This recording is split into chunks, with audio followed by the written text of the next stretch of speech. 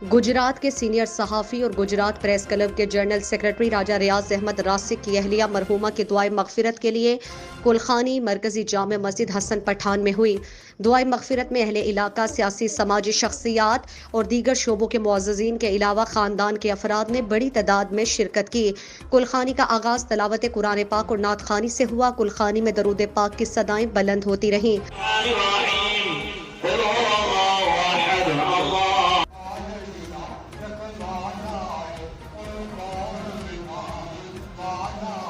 मेरी उसको नाल लग गई है मेरी उसको और जिंदे विच हकीकत सारियां नी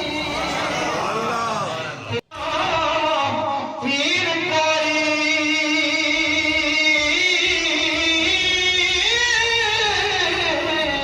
कोई जिन्ना डुबियां मेरिया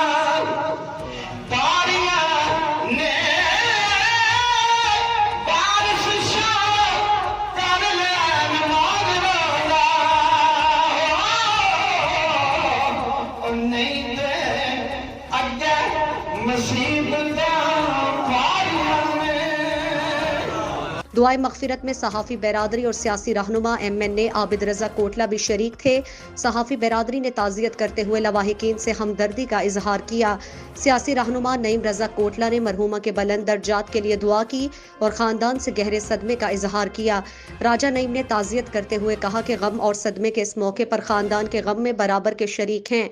ख़ानदान के अफराद ने ताज़ियत करने वाले तमाम मुअज़्ज़िज़ अहबाब का शुक्रिया अदा किया।